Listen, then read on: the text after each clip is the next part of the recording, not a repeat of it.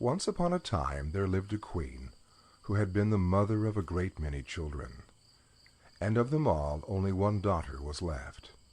But then she was worth at least 1,000. Her mother, who, since the death of the king her father, had nothing in the world she cared for so much as this little princess, was so terribly afraid of losing her that she quite spoiled her, and never tried to correct any of her faults. The consequence was that this little person, who was as pretty as possible, and was one day to wear a crown, grew up so proud and so much in love with her own beauty that she despised everyone else in the world. The queen, her mother, by her caresses and flatteries, helped to make her believe that there was nothing too good for her. She was dressed almost always in the prettiest frocks, as a fairy or as a queen going out to hunt, and the ladies of the court followed her, dressed as forest fairies. And to make her more vain than ever, the queen caused her portrait to be taken by the cleverest painters, and sent it to several neighboring kings with whom she was very friendly. When they saw this portrait, they fell in love with the princess, every one of them. But upon each it had a different effect. One fell ill, one went quite crazy, and a few of the luckiest set out to see her as soon as possible. But these poor princes became her slaves the moment they set eyes on her. Never has there been a gayer court. 20 delightful kings did everything they could think of to make themselves agreeable, and after having spent ever so much money in giving a single entertainment, thought themselves very lucky if the princess said, "That's pretty." All this admiration vastly pleased the queen. Not a day passed but she received 7,000 or 8,000 sonnets, and as many elegies, madrigals, and songs, which were sent her by all the poets in the world. All the prose and all the poetry that was written just then was about Bellissima, for that was the princess's name, and all the bonfires that they had were made of these verses, which crackled and sparkled better than any other sort of wood. Bellissima was already 15 years old, and every one of the princes wished to marry her, but not one dared say so. How could they, when they knew that any one of them might have cut off his head 5 or 6 times a day just to please her, and she would have thought it a mere trifle, so little did she care. You may imagine how hard-hearted her lovers thought her, and the queen, who wished to see her married, did not know how to persuade her to think of it seriously. "Bellissima," she said, "I do wish you would not be so proud. What makes you despise all these nice kings? I wish you to marry one of them, and you do not try to please me." "I am so happy," Bellissima answered. "Do leave me in peace, madam. I don't want to care for anyone." "But you would be very happy with any of these princes," said the queen, "and I shall be very angry if you fall in love with anyone who is not worthy of you." But the princess thought so much of herself that she did not consider any one of her lovers clever or handsome enough for her, and her mother, who was getting really angry at her determination not to be married, began to wish that she had not allowed her to have her own way so much. At last, not knowing what else to do, she resolved to consult a certain witch who was called the Fairy of the Desert. Now this was very difficult to do, as she was guarded by some terrible lions. But happily the queen had heard a long time before that whoever wanted to pass these lions safely must throw to them a cake made of millet flour, sugar candy, and crocodile's eggs. This cake she prepared with her own hands, and putting it in a little basket, she set out to seek the fairy. But as she was not used to walking far, she soon felt very tired and sat down at the foot of a tree to rest, and presently fell fast asleep. When she awoke, she was dismayed to find her basket empty. The cake was all gone, and to make matters worse, at that moment she heard the roaring of the great lions, who had found out that she was near, and were coming to look for her. "What shall I do?" she cried. "I shall be eaten up." And being too frightened to run a single step, she began to cry, and leaned against the tree under which she had been asleep. Just then she heard someone say, She looked all around her, and then up the tree, and there she saw a little tiny man who was eating oranges. "Oh, Queen," said he, "I know you very well, and I know how much afraid you are of the lions, and you are quite right, too, for they have eaten many other people, and what can you expect, as you do not have any cake to give them?" "I must make up my mind to die," said the poor Queen. "Alas, I should not care so much if only my dear daughter were married." "Oh, you have a daughter," cried the Yellow Dwarf, who was so called because he was a dwarf, and had such a yellow face, and lived in the orange tree. "I'm really glad to hear that, for I've been looking for a wife all over the world. Now, if you will promise that she shall marry me, not one of the lions, tigers, or bears shall touch you." The Queen looked at him, and was almost as much afraid of his ugly little face as she had been of the lions before, so that she could not speak a word. "What? You hesitate, madam?" cried the dwarf. "You must be very fond of being eaten alive." And as he spoke, the Queen saw the lions, which were running down a hill toward them. Each one had 2 heads, 8 feet, and 4 rows of teeth, and their skin was as hard as turtle shells, and were bright red. At this dreadful sight, the poor Queen, who was trembling like a dove when it sees a hawk, cried out as loud as she could, "Oh, dear dwarf, Bellissima shall marry you." "Oh, indeed," he said disdainfully. "Bellissima is pretty enough, but I don't particularly want to marry her. You can keep her." "Oh, noble sir," said the Queen in great distress, "do not refuse her. She is the most charming princess in the world." "Oh, well," he replied, "out of charity I will take her, but be sure and don't forget that she is mine." As he spoke, a little door opened in the trunk of the orange tree. In rushed the Queen, only just in time, and the door shut with a bang in the faces of the lions. The Queen was so confused that at first she did not notice another little door in the orange tree, but presently it opened, and she found herself in a field of thistles and nettles. It was encircled by a muddy ditch, and a little further on was a tiny thatched cottage, out of which came the Yellow Dwarf with a very jaunting air. He wore wooden shoes and a little yellow coat, and as he had no hair and very long ears, he looked altogether a shocking little object. "I am delighted," he said to the Queen, "that as you are to be my mother-in-law, you should see the house in which your Bellissima will live with me. With these thistles and nettles she can feed a donkey which she can ride whenever she likes. Under this humble roof no weather can hurt her. She will drink the water of this brook, and eat frogs which grow very fat about here. And then she will have me always with her, handsome, agreeable, and gay as you see me now. For if her shadow stands by her more closely than I do, I shall be surprised." The unhappy Queen, seeing all at once what a miserable life her daughter would have with this dwarf, could not bear the idea, and fell down insensible without saying a word. When she revived, she found to her great surprise that she was lying in her own bed at home, and what was more, that she had on the loveliest lace nightcap that she had ever seen in her life. At first she thought that all her adventures, the terrible lions, and her promise to the Yellow Dwarf that he should marry Bellissima, must have been a dream. But there was the new cap with its beautiful ribbon and lace to remind her that it was all true, which made her so unhappy that she could neither eat, drink, nor sleep for thinking of it.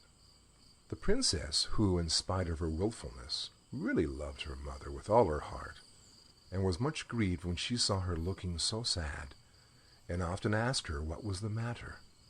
But the Queen, who didn't want her to find out the truth, only said that she was ill, or that one of her neighbors was threatening to make war against her. Bellissima knew quite well that something was being hidden from her, and that neither of these was the real reason of the queen's uneasiness. So she made up her mind that she would go and consult the fairy of the desert about it, especially as she had often heard how wise she was, and she thought at the same time she might ask her advice as to whether it would be as well to be married or not. So, with great care, she made some of the proper cake to pacify the lions, and one night went up to her room very early, pretending that she was going to bed. But instead of that, she wrapped herself in a long white veil, and went down a secret staircase, and set off all by herself to find the witch. But when she got as far as that same fatal orange tree, and saw it covered with flowers and fruit, she stopped and began to gather some of the oranges, and then, putting down her basket, she sat down to eat them. But when it was time to go on again, the basket had disappeared, and though she looked everywhere, not a trace of it could she find. The more she hunted for it, the more frightened she got, and at last she began to cry. Then all at once she saw before her the Yellow Dwarf. "What's the matter with you, my pretty one?" said he. "What are you crying about?" "Alas," she answered, "no wonder that I am crying, seeing that I have lost the basket of cake that was to help me get safely to the cave of the fairy of the desert." "And what do you want with her, pretty one?" said the little monster.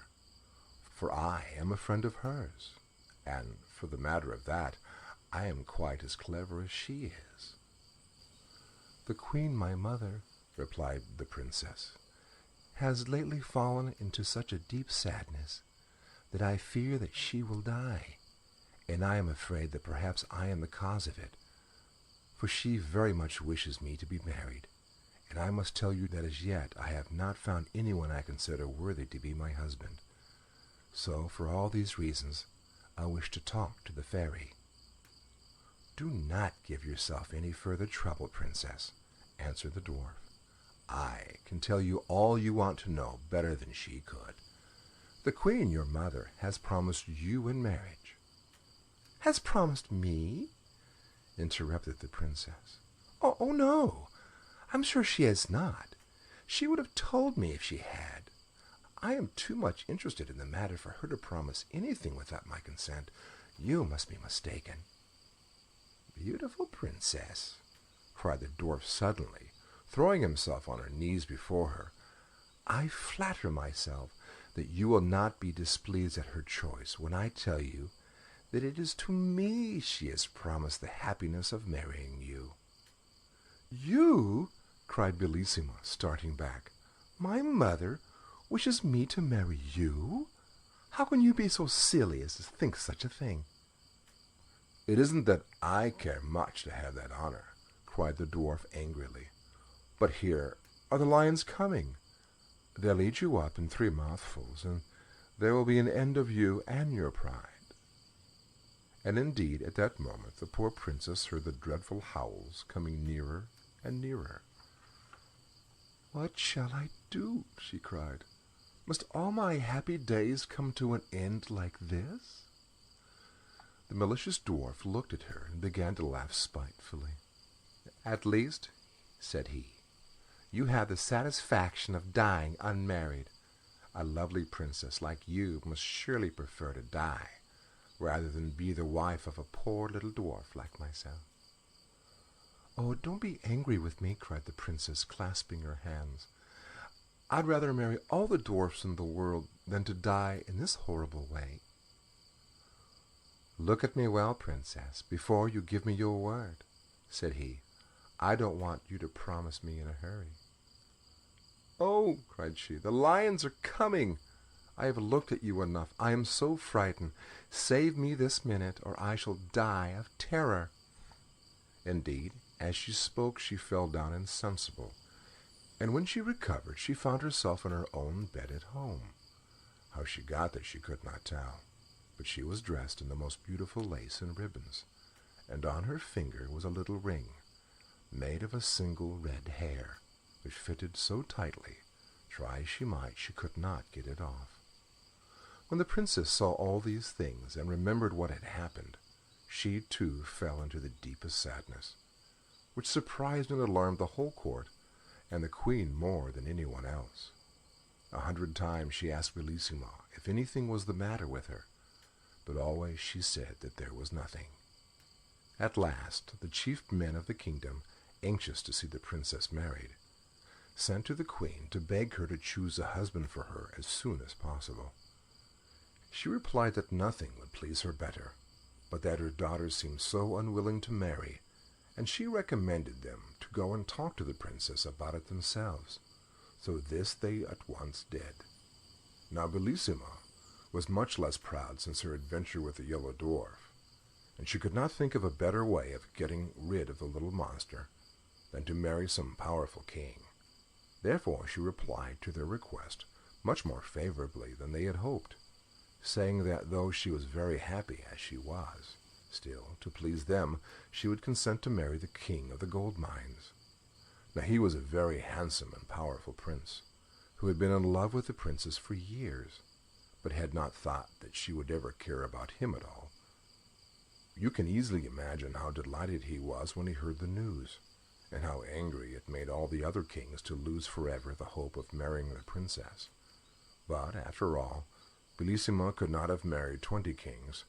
Indeed, she had found it quite difficult enough to choose one, for her vanity made her believe that there was nobody in the world who was worthy of her.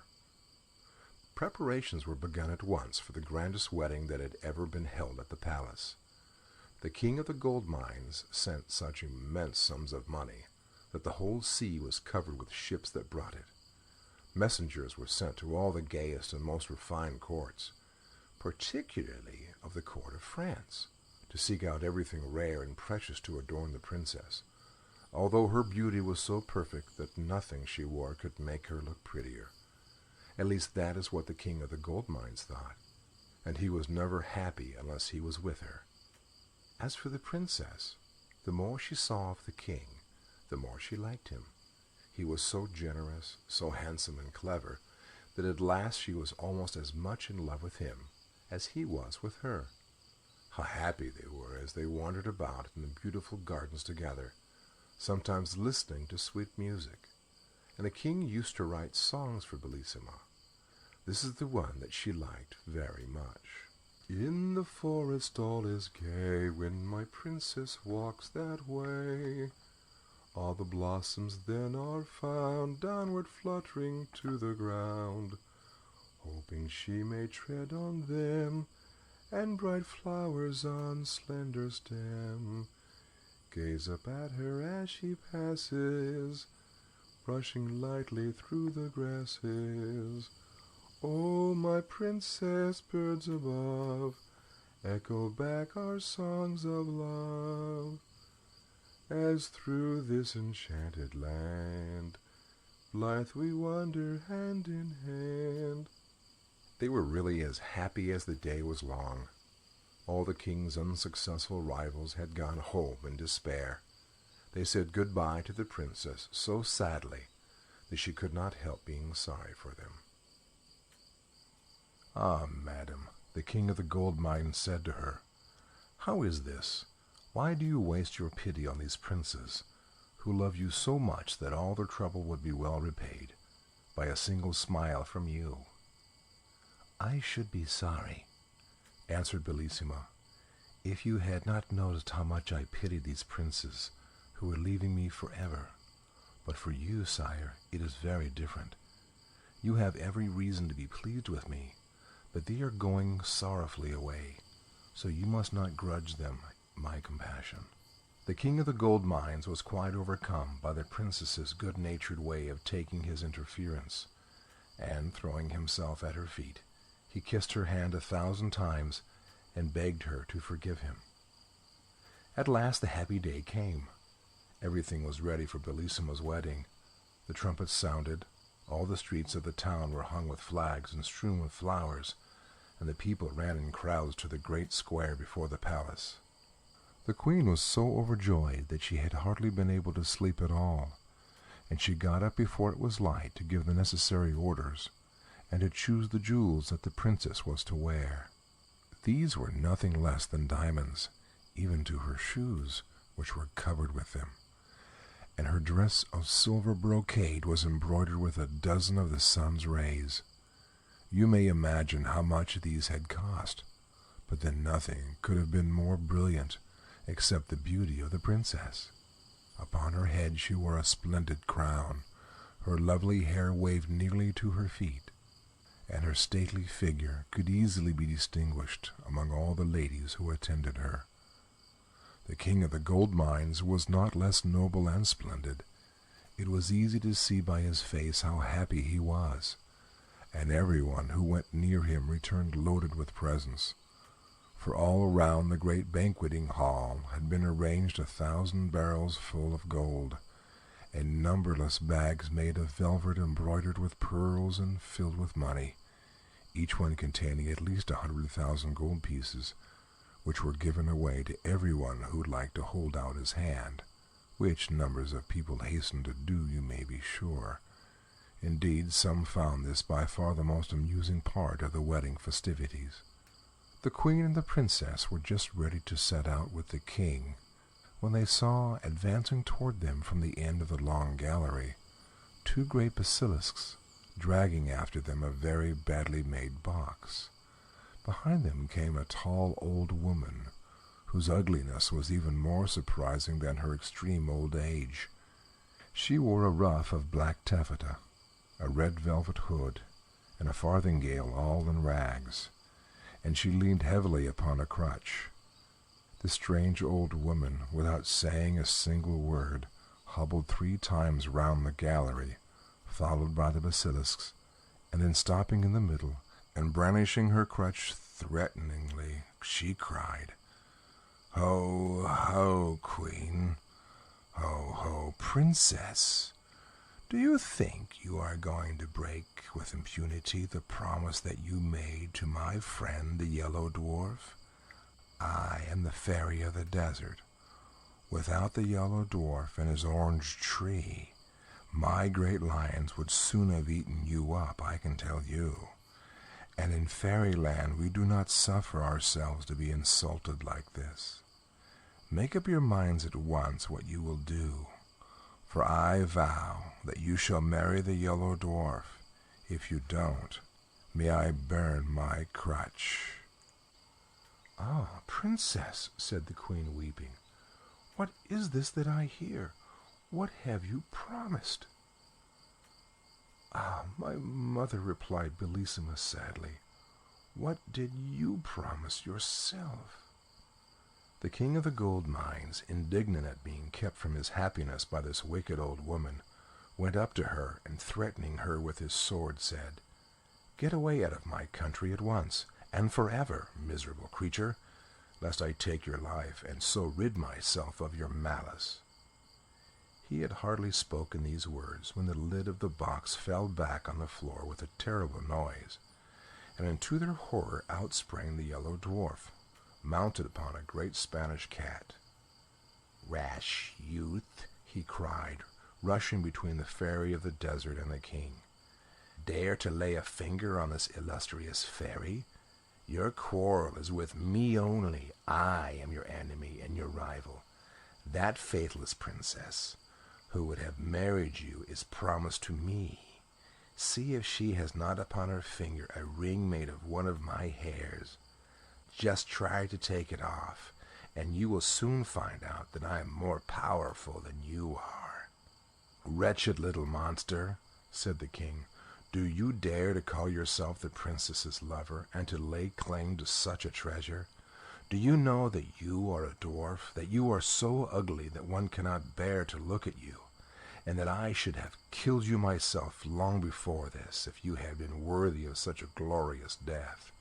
The Yellow Dwarf, deeply enraged at these words, set spurs to his cat, which yelled horribly, and leaped hither and thither, terrifying everybody except the brave king, who pursued the dwarf closely till he, drawing a great knife with which he was armed, challenged the king to meet him in single combat, and rushed down to the courtyard of the palace with a terrible clatter. The king, quite provoked, followed him hastily, but they had hardly taken their places facing one another, and the whole court had only just had time to rush out upon the balconies to watch what was going on, when suddenly the sun became red as blood, and it was so dark that they could scarcely see at all. The thunder crashed, and the lightning seemed as if it must burn up everything. The two basilisks appeared, one on each end of the bad dwarf, like giants, mountains high, and fire flew from their mouths and ears until they looked like flaming furnaces. None of these things could terrify the noble young king, and the boldness of his looks and actions reassured those who were looking on, and perhaps even embarrassed the Yellow Dwarf himself. But even his courage gave way when he saw what was happening to his beloved princess. For the fairy of the desert, looking more terrible than before, mounted upon a winged griffin, and with long snakes coiled round her neck, had given her such a blow with the lance she carried that Bellissima fell into the queen's arms bleeding and senseless. Her fond mother, feeling as much hurt by the blow as the princess herself, uttered such piercing cries and lamentations that the king, hearing them, entirely lost his courage and presence of mind. Giving up the combat, he flew toward the princess to rescue her or die with her, but the Yellow Dwarf was too quick for him. Leaping with the Spanish cat upon the balcony, he snatched Bellissima from the queen's arms, and before any of the ladies of the court could stop him, he had sprung upon the roof of the palace and disappeared with his prize. The king, motionless with horror, looked on despairingly at this dreadful occurrence, which he was quite powerless to prevent. And to make matters worse, his sight failed him. Everything became dark, and he felt himself carried along through the air by a strong hand. This new misfortune was the work of the wicked fairy of the desert, who had come with the Yellow Dwarf to help him carry off the princess, and had fallen in love with the handsome young king in the gold mines directly she saw him. She thought that if she carried him off to some frightful cavern and chained him to a rock, then the fear of death would make him forget Bellissima and become her slave. So, as soon as they reached the place, she gave him back his sight, but without releasing him from his chains, and by her magic power she appeared before him as a young and beautiful fairy, and pretended to have come there quite by chance. "What do I see?" she cried. "Is it you, dear prince? What misfortune has brought you to this dismal place?" The king, who was quite deceived by her altered appearance, replied, "Alas, beautiful fairy, the fairy who brought me here first took away my sight, but by her voice I recognized her as the fairy of the desert, though what she should have carried me off for I cannot tell you." "Ah," cried the pretended fairy, "if you have fallen into her hands, you won't get away until you have married her. She has carried off more than one prince like this, and she will certainly have anything she takes a fancy to." While she was thus pretending to be sorry for the king, he suddenly noticed her feet, which were like those of a griffin, and knew in a moment that this must be the fairy of the desert, for her feet were the one thing she could not change, however pretty she might make her face. Without seeming to have noticed anything, he said in a confidential way, "Not that I have any dislike for the fairy of the desert, but I really cannot endure the way in which she protects the Yellow Dwarf, and keeps me chained here like a criminal. It is true that I love a charming princess, but if the fairy should set me free, my gratitude will oblige me to love her only." "Do you really mean what you say, prince?" said the fairy, quite deceived. "Surely," replied the prince. "How could I deceive you? You see, it is so much more flattering to my vanity to be loved by a fairy than by a simple princess. But even I am dying of love for her. I shall pretend to hate her until I am set free." The fairy of the desert, quite taken in by these words, resolved at once to transport the prince to a pleasanter place. So making him mount her chariot, to which she had harnessed swans instead of the bats which generally drew it, away she flew with him. But imagine the distress of the prince when, from the giddy height at which they were rushing through the air, he saw his beloved princess in a castle built of polished steel, the walls of which reflected the sun rays so hotly that no one could approach it without being burned to a cinder. Bellissima was sitting in the thicket by a brook, leaning her head upon her hand and weeping bitterly. But just as they passed, she looked up and saw the king and the fairy of the desert. Now the fairy was so clever that she could not only seem beautiful to the king, but even the poor princess thought her the most lovely being that she had ever seen. "What?" she cried. "Was I not unhappy enough in this lonely castle, to which that frightful yellow dwarf brought me? Must I also be made to know that the king of the gold mines ceased to love me as soon as he lost sight of me? But who can my rival be, whose fatal beauty is greater than mine?" While she was saying this, the king, who really loved her as much as ever, was feeling terribly sad at being so rapidly torn away from his beloved princess. But he knew too well how powerful the fairy was to have any hope of escaping from her, except by great patience and cunning. The fairy of the desert had also seen Bellissima, and she tried to read in the king's eyes the effect that this unexpected sight had had upon him. "No one can tell you what you wish to know better than I can," said he. "This chance meeting with an unhappy princess for whom I once had a passing fancy, before I was lucky enough to meet you, has affected me a little, I admit. But you are so much more to me than she is, that I would rather die than leave you." "Ah, Prince," she said, "can I believe that you really love me so much?" "Time will show, madam," replied the king. "But if you wish to convince me that you have some regard for me, do not, I beg of you, refuse to aid Bellissima." "Do you know what you are asking?" said the fairy of the desert, frowning and looking at him suspiciously. "Do you want me to employ my art against the Yellow Dwarf, who is my best friend, and take away from him a proud princess, whom I can but look upon as a rival?" The king sighed, but made no answer. Indeed, what was there to be said to such a clear-sighted person? At last they reached a vast meadow, gay with all sorts of flowers. A deep river surrounded it, and many little brooks murmured softly under the shady trees, where it was always cool and fresh. A little way off stood a splendid palace, the walls of which were of transparent emeralds. As soon as the swans which drew the fairy's chariot had alighted under a porch which was paved with diamonds and had arches of rubies, they were greeted on all sides by thousands of beautiful beings, who came to meet them joyfully, singing these words: "When love within a heart would reign, useless to strive against him 'tis. The proud but feel a sharper pain, and make a greater triumph his." The fairy of the desert was delighted to hear them sing of her triumphs. She led the king into the most splendid room that can be imagined, and left him alone for a little while, just that he might not feel that he was a prisoner. But he felt sure that she had not really gone quite away, but was watching him from some hiding place. So walking up to a great mirror, he said to it, "Trusty counselor, let me see what I can do to make myself agreeable to the charming fairy of the desert, for I can think of nothing but how to please her." And he at once set to work to curl his hair, and seeing upon a table a grander coat than his own, he put it on carefully. The fairy came back so delighted that she could not conceal her joy. "I am quite aware of the trouble you have taken to please me," said she, "and I must tell you that you have succeeded perfectly already.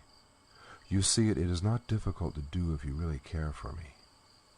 The king, who had his own reasons for wishing to keep the old fairy in a good humor, did not spare pretty speeches, and after a time he was allowed to walk by himself upon the seashore. The fairy of the desert had, by her enchantments, raised such a terrible storm that the boldest pilot would not venture out in it, so she was not afraid of her prisoners being able to escape, and he found it some relief to think sadly over his terrible situation, without being interrupted by his cruel captor. Presently, after walking wildly up and down, he wrote these verses upon the sand with his stick: At last may I upon this shore lighten my sorrow with soft tears. Alas, alas, I see no more my love who yet my sadness cheers. And thou, O raging stormy sea, stirred by wild winds from depth to height, thou holdest my loved one far from me, and I am captive to thy might. My heart is still more wild than thine, for fate is cruel unto me. Why must I thus in exile pine? Why is my princess snatched from me? O lovely nymphs from ocean caves, who know how sweet true love may be, come up and calm the furious waves, and set my desperate lover free. While he was still writing, he heard a voice which attracted his attention in spite of himself. Seeing that the waves were rolling in higher and higher, he looked all around, and presently saw a lovely lady floating gently toward him upon the crest of a huge billow. Her long hair spread all about her. In one hand she held a mirror, and in the other a comb, and instead of feet she had a beautiful tail like a fish, with which she swam. The king was struck dumb with astonishment at this unexpected sight. But as soon as she came within speaking distance, she said to him, I know how sad you are at losing your princess, and being kept a prisoner by the fairy of the desert. If you like, I will help you to escape from this fatal place, where you may otherwise have to drag on a weary existence for 30 years or more. The king of the gold mines hardly knew what answer to make to this proposal. Not because he did not wish very much to escape, but he was afraid that this might be only another device by which the fairy of the desert was trying to deceive him. As he hesitated, the mermaid, who guessed his thoughts, said to him, You may trust me, I am not trying to entrap you. I am so angry with the Yellow Dwarf and the fairy of the desert that I am not likely to wish to help them, especially since I constantly see your poor princess, whose beauty and goodness make me pity her so much. And I tell you that if you will have confidence in me, I will help you to escape. I trust you absolutely, cried the king, and I will do whatever you tell me. But if you have seen my princess, I beg of you to tell me how she is and what is happening to her. We must not waste time in talking, said she. Come with me, and I will carry you to the castle of steel, and we will leave upon this shore a figure so like you that even the fairy herself will be deceived by it. So saying, she quickly collected a bundle of seaweed, and blowing it 3 times, she said, My friendly seaweeds, I order you to stay here stretched upon the sand until the fairy of the desert comes to take you away. And at once the seaweeds became like the king, who stood looking at them in great astonishment, for they were even dressed in a coat like his, but they lay there pale and still as the king himself might have lain, if one of the great waves had overtaken him and thrown him senseless upon the shore. And then the mermaid caught up the king, and away they swam joyfully together. Now, said she, I have time to tell you about the princess. In spite of the blow which the fairy of the desert gave her, the Yellow Dwarf compelled her to mount behind him upon his terrible Spanish cat. But she soon fainted away with pain and terror, and did not recover till they were within the walls of his frightful castle of steel. Here she was received by the prettiest girls it was possible to find, who had been carried there by the Yellow Dwarf, who hastened to wait upon her and showed her every possible attention. She was laid upon a couch covered with cloth of gold, embroidered with pearls as big as nuts. Ah, interrupted the king of the gold mines, if Bellissima forgets me and consents to marry him, I shall break my heart. You need not be afraid of that, answered the mermaid. The princess thinks of no one but you, and the frightful dwarf cannot persuade her to look at him. Pray go on with your story, said the king. What more is there to tell? Replied the mermaid. Bellissima was sitting in the wood when you passed, and saw you with the fairy of the desert, who was so cleverly disguised that the princess took her to be prettier than herself. You may imagine her despair, for she thought that you had fallen in love with her. "She believes that I love her?" cried the king. "What a fatal mistake! What is to be done to undeceive her?" "You know best," answered the mermaid, smiling kindly at him. "When people are in as much love as one another as you two are, they don't need advice from anyone else." As she spoke, they reached the castle of steel, the side next to the sea being the only one which the Yellow Dwarf had left unprotected by the dreadful burning walls. "I know quite well," said the mermaid, "that the princess is sitting by the brookside, just where you saw her as you passed. But as you will have many enemies to fight with before you can reach her, take this sword.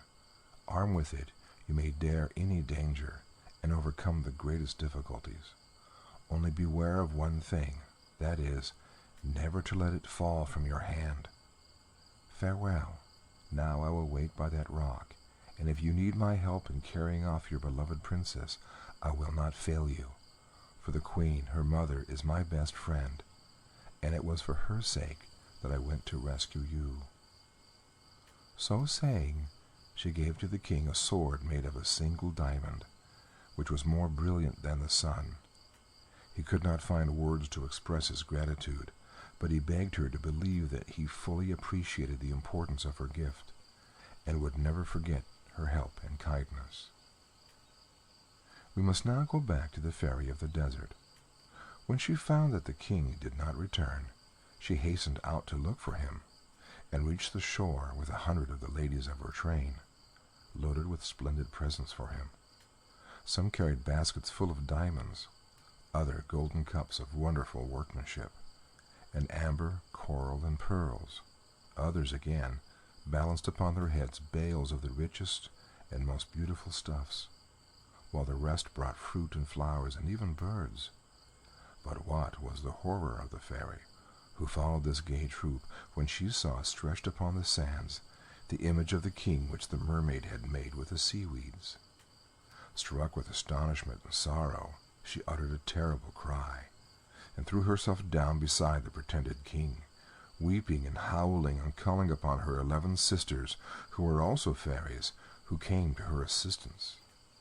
But they were all taken in by the image of the king, for clever as they were, the mermaid was still cleverer, and all they could do was to help the Fairy of the Desert to make a wonderful monument over what they thought was the grave of the king of the gold mines. But while they were collecting jasper and porphyry, agate and marble, gold and bronze, statues and devices to immortalize the king's memory, he was thanking the good mermaid and begging her still to help him, which she graciously promised to do as she disappeared. And then he set out for the castle of steel. He walked fast, looking anxiously round him, and longing once more to see his darling Bellissima.